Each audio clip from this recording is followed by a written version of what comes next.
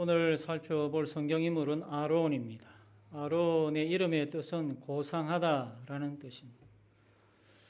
아론의 가족들을 살펴보면 아론은 먼저 레위 지파 사람입니다.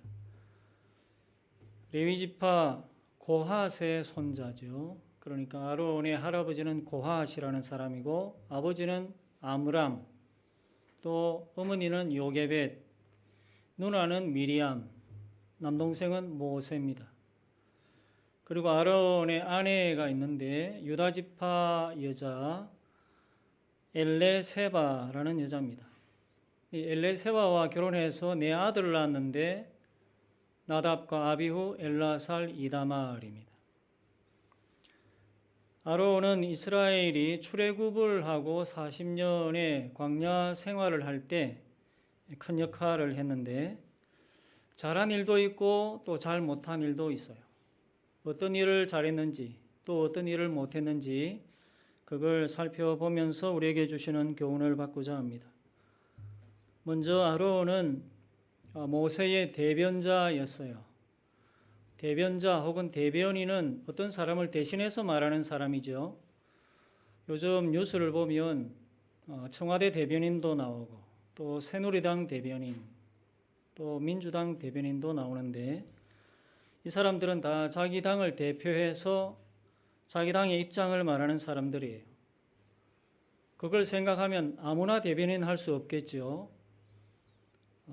상황 파악도 잘하고 또 당의 입장을 일목요연하게 또 잘 정리도 하고 또 그것을 사람들에게 매스컴 앞에서 설득력 있게 논리적으로 말을 잘하는 그런 사람이 대변인이 되어야 될 거예요.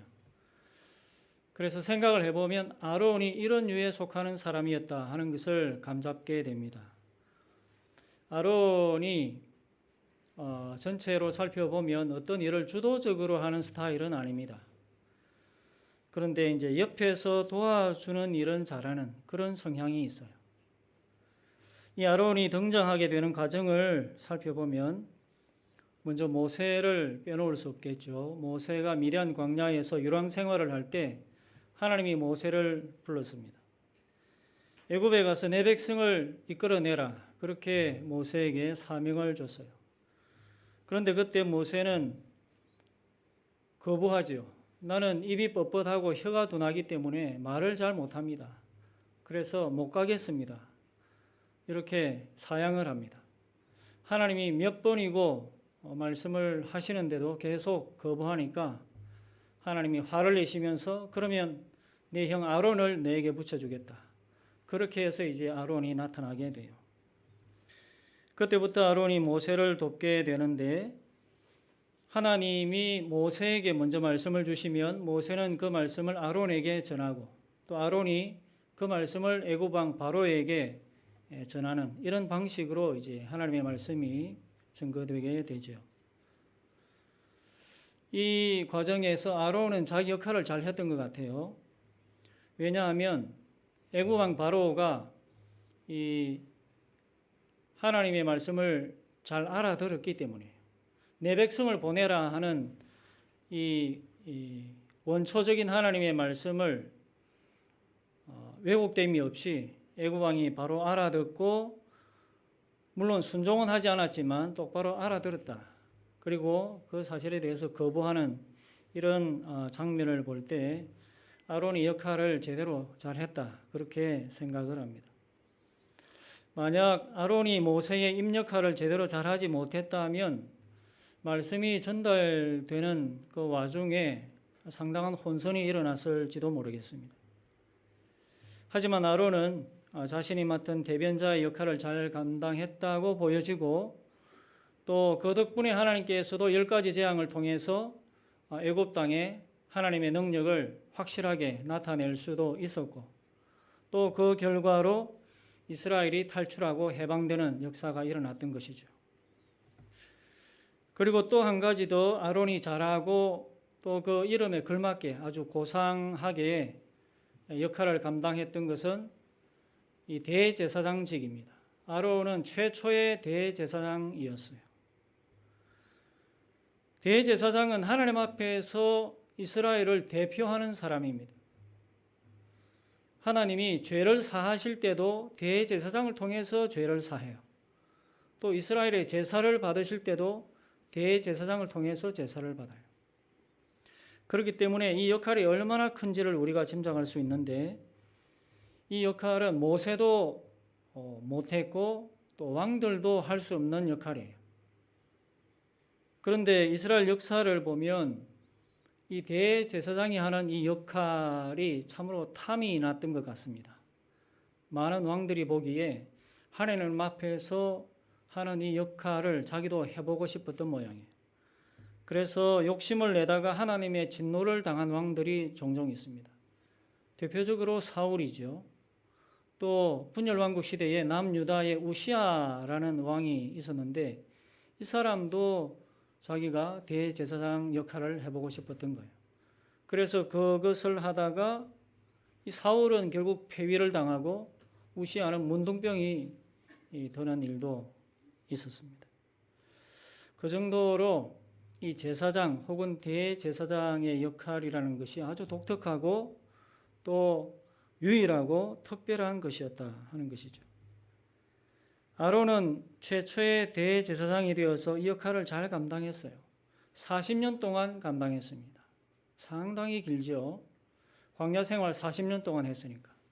그러면서 매일 아침 저녁으로 제사를 드리고 또 월삭, 안식일, 또 각종 절기들, 이러한 것들을 다 지키면서 하루도 빠지지 않고 하나님을 섬기는 일에 최선을 다했어요. 이 40년의 세월을 우리가 생각한다면 이 아론의 노고가 얼마나 컸을까? 그 수고가 만만치 않았을 것이다. 이런 생각을 하게 됩니다.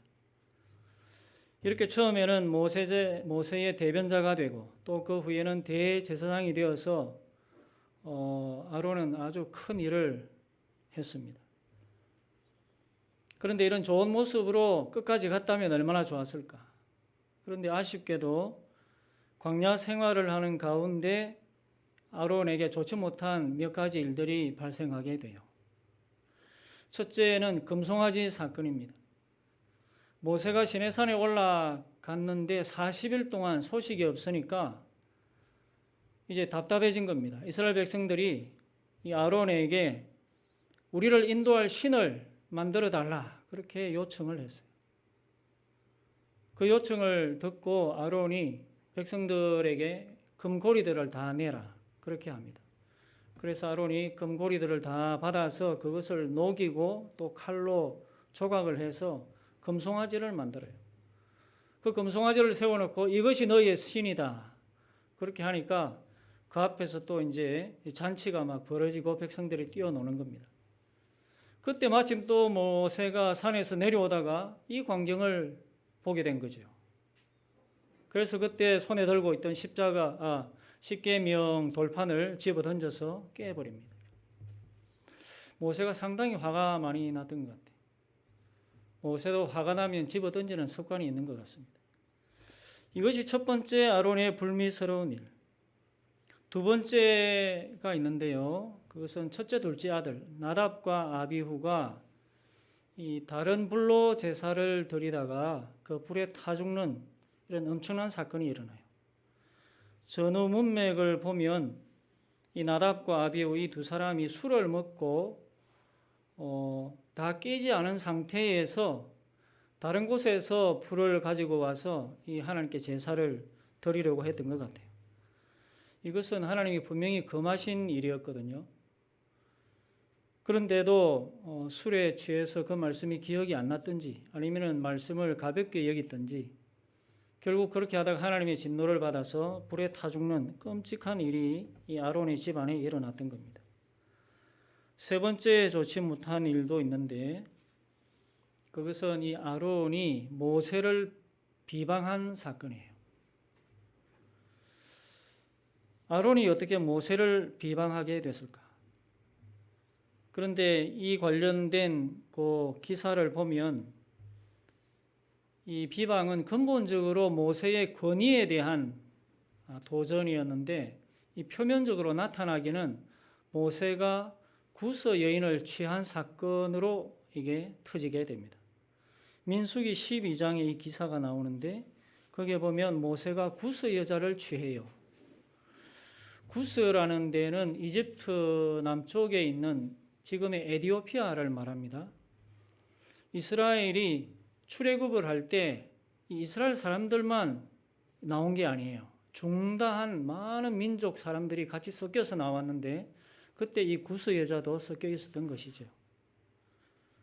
그런데 이 구스 여자가 원래의 모세 아내 시보라인가 아닌가에 대해서 여러 설이 있긴 한데 가장 타당한 해석은 시보라는 아니고 시보라가 죽은 후에 새롭게 맞이한 모세의 새 아내라고 진짜 구스 여자라고 보는 게 맞습니다. 시보라는 어떤 이유에서인지는 모르겠지만은 먼저 죽었던 것 같아요. 그리고 그 후에 모세가 구스 여인을 새 아내로 취했다고 보여집니다. 그런데 우리가 보기에도 좀 그렇잖아요. 어떻게 모세가 구스 여자, 에티오피아 여자, 흑인 여자를 아내로 취했을까? 이스라엘 여자도 아니고 또 레위 지파 여자도 아니고 어떻게 이방 여자를 아내로 취했을까? 우리가 보기에도 약간 좀 꺼림칙한 면이 있는데 미리암과 아론이 이 문제를 제기한 거예요. 그런데 문제 제기하는 것을 보면 이 그냥 단순한 문제 제기가 아니고 비방을 하는 겁니다. 그리고 이 일에 미리암이 앞장을 섰어요. 이런 비방을 했습니다. 여호와께서 모세와만 말씀하셨느냐? 우리와도 말씀하지 아니하셨느냐? 이런 비방이에요. 간단하게 나오는데 이 말을 가만히 보면 비방 같지도 않은 비방이에요. 비방 같지 않는데 비방이라 그렇게 나옵니다. 구스 여자를 취한 것 때문에 지금 이 두 사람이 비방하는 것 같으면 분명히 그 문제에 대한 언급이 있어야 되는데 이 비방을 보면 그런 말이 전혀 없어요. 여호와께서 모세와만 말씀하셨느냐? 우리와도 말씀하지 아니하셨느냐? 이게 구스 여자 취한 거하고 무슨 상관입니까? 그래서 이 비방은 가만히 보면 모세의 권위에 대해서만 말하고 있다는 거죠. 쉽게 말하면 모세만큼의 권위도 우리가 가지고 있다. 이런 말입니다. 왜 이런 말이 나올까? 미리암과 아론이 보기에는 이 모세가 이 시내산에 올라가서 하나님을 직접 만나고 또 거기에서 말씀을 받아오고 또 그러니까 모세의 얼굴에 정말 신령한 빛이 나고 그러니까 이 모세가 백성들 가운데에서 거의 신적인 존재로 떠받들어지게 되는 것이죠. 거기에 대한 질투심과 시기 이게 불붙기 시작했던 거예요. 그래서 하나님이 모세와만 말씀하셨느냐 우리와도 말씀하지 아니하셨느냐 이렇게 하면서 모세의 권위에 대해서 도전하는 것이죠. 이런 질투와 비방을 하나님이 보시고 미리암에게 문둥병이라는 징벌을 내리십니다. 아론이 보니까 이 미리암이 이 문둥병이 들어서 온몸이 하얗게 자꾸 변해가는 거예요. 그래서 문둥병이라 생각하고 이 아론은 급히 모세에게 달려가서 용서를 빌고 또 모세는 하나님께 고쳐달라고 기도하고 결국 그렇게 해서 미리암이 고쳐지게 돼요. 그런데 이 사건 이후로 미리암은 더 이상 나타나지 않습니다. 그러다가 오늘 본문 20장 1절에 이제 가데스에서 죽는 걸로 마지막 나타나고 사라지게 돼요. 자, 이런 일도 있었고 또 아론에게 있어서 좋지 못한 일 중에서도 가장 좋지 못한 일, 최대의 실수, 최악의 실책 한 가지가 있는데 그것은 바로 머리바 물 사건이에요. 머리바 물 사건. 이것 때문에 아론은 가나안 땅에 들어가지 못하게 되고 또 광야에서 쓸쓸하게 생을 마감하게 돼요. 미리암이 죽은 가데스, 이 가데스 바네아 여기에서 이 일이 발생하게 되는데 이 가데스는 가나안 땅 남쪽에 있죠. 남부 지역 쪽에 있는데 이곳에 이스라엘이 정착을 하게 됐을 때 물이 없었습니다. 물이 없는 심각한 상황이 벌어지게 됐어요. 그래서 이스라엘 백성들이 모세와 아론에게 몰려왔습니다. 그리고 큰 소리로 막 다투기 시작했어요. 너희가 어찌하여 우리를 이 광야로 인도하여 내어서 우리와 우리 짐승이 다 죽게 하느냐? 어찌하여 우리를 이 나쁜 곳으로 인도했느냐? 이곳에는 파종할 것도 없고 석류도 없고 포도도 없고 아무 먹을 것도 없고 마실 물도 없다. 이 소식을 듣고 이 소리를 듣고 모세와 아론이 하나님 앞에 가서 엎드렸습니다. 그때 하나님이 말씀하셨어요. 지팡이를 가지고 가서 그 반석에게 명령하여 물을 내라 하라. 그리하면 그 반석에서 물이 나와서 백성과 짐승들이 마시게 될 거다. 이런 말씀을 주셨어요.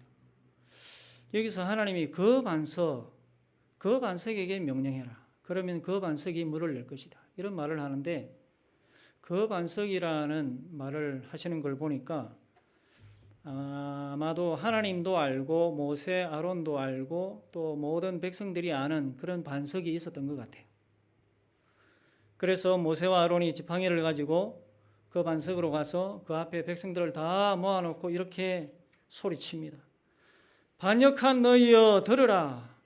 우리가 너희를 위하여 이 반석에서 물을 내랴. 이렇게 큰 소리를 지르죠. 그러면서 소리만 지른 게 아니고 가지고 간 지팡이를 가지고 반석을 2번 세차게 막 때립니다. 그랬더니 엄청나게 많은 물이 솟아났어요. 그리고 백성들은 쏟아지는 물을 마시고 해결하게 되죠. 하지만 이와 동시에 하나님이 모세와 아론에게 진노하십니다. 너희가 어찌하여 나를 믿지 않고 나의 거룩함을 나타내지 아니하였느냐? 이런 말씀을 하세요. 이 말씀이 무슨 뜻일까?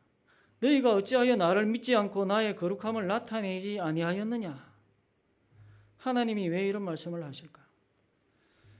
이것은 하나님은 말로 하라고 하셨다는 거예요. 말로 해라. 말로 하라고 하셨는데 모세와 아론은 지팡이로 반석을 2번이나 내리쳤다는 거죠. 이것은 무엇을 말하는가? 인간적인 혈기를 부렸다는 거예요. 짜증을 내고 신경질을 내면서 그 일을 했다는 겁니다. 그래서 모세와 아론이 그 반석 앞에서 차분하게 또 신중하게 그냥 말로서 그렇게 했다면 하나님의 능력이 놀라운 방식으로 나타났을 텐데 인간적인 혈기를 부리는 바람에 그 목마른 백성들을 향한 하나님의 사랑 또 하나님의 능력, 하나님의 거룩함이 전혀 나타나지 못하게 되었고 오히려 반대로 모세와 아론이 마치 자기들의 힘으로 반석에서 물을 끌어내는 것 같은 그런 상황이 벌어지게 되었다. 하나님의 거룩함을 나타내지 못하게 되었다. 이것이죠. 그래서 이 일로 인해서 2 사람은 가나안 땅에 들어가지 못하게 되었고 그리고 상황으로 볼 때 죽지 않을 나이인데도 불구하고 하나님이 더 이상 생명을 연장시키지 않게 됩니다. 우리는 이 부분을 통해서 우리에게 주시는 교훈을 생각해 보게 돼요. 일보다 순종이 먼저다 하는 것입니다. 사역보다 거룩함이 먼저다. 하나님을 위해서 위대한 일, 또 고상한 일, 큰 일, 중요하죠. 그런 일을 우리가 해야 됩니다. 하지만 하나님은 그것보다는 하나님의 거룩함을 나타내고 또 하나님의 말씀에 순종하는 것을 더 중요하게 여기신다 하는 사실입니다. 우리는 이 사실을 잘 알면서도 너무 빨리 잊어버리고 또 깊이 기억하지 못해요. 하나님의 거룩함을 나타내는 것, 하나님의 거룩함을 나타내는 것, 이것은 우리가 말씀에 순종할 때 이루어지는 겁니다. 말씀에 순종하고 또 사명에 순종할 때 그때 하나님이 자신의 거룩함을 나타내시는 것이죠. 우리가 하나님의 거룩함을 끌어낼 수가 없습니다. 하나님이 스스로 거룩함을 나타내시는 것이죠. 그렇게 하나님께서 스스로 거룩함을 나타내실 때 그 거룩함의 영향력 아래서 교회가 거룩해지고 또 우리도 거룩해지고 우리의 생활까지도 거룩해지는 겁니다. 그래서 간단 명료한 교훈입니다. 순종이 제사보다 낫다. 이 교훈입니다. 이 한마디를 우리가 마음에 담고 깊이 새겨야 하겠습니다. 우리 모두를 통해서 하나님의 영광이 더 크게 나타나고 또 하나님의 거룩하심이 더 풍성하게 나타나는 역사가 있게 되기를 주님의 이름으로 축원합니다.